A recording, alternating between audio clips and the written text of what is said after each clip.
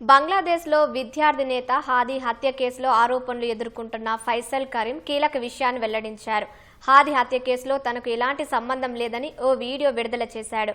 తనను కావాలనే ఈ కేసులో ఇరికించారని ఫైసల్ ఆరోపించాడు. ఈ కేసు నుంచి తనను రక్షించుకునేందుకు దుబాయ్కి వెళ్లిపోయినట్లు తెలిపాడు. జమాతే ఇస్లామీ పార్టీ విద్యార్థి విభాగానికి చెందిన వ్యక్తులకు హాదీ హత్యలో ప్రమేయం ఉందని ఫైసల్ ఆరోపించాడు. హాదీతో తనకు వ్యాపార సంబంధాలు మాత్రమే ఉన్నాయని తెలిపాడు.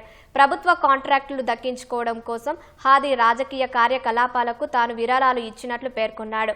హాదీ హత్య కేసులో ఫైసల్ కరీం, ఆలంగీర్ షేక్లను బంగ్లాదేశ్ పోలీసులు అనుమానితులుగా గుర్తించారు. డిసెంబర్ 12న హాదీ పై దాడి తర్వాత నిందితులు దేశం విడిచి పారిపోయారని తెలిపారు. నిందితులు ప్రస్తుతం భారత్లో ఉన్నారని ఇటీవల ఢాకా మెట్రోపాలిటన్ పోలీసులు పేర్కొన్నారు. ఈ ఆరోపణలను భారత భద్రతా అధికారులు ఖండించారు.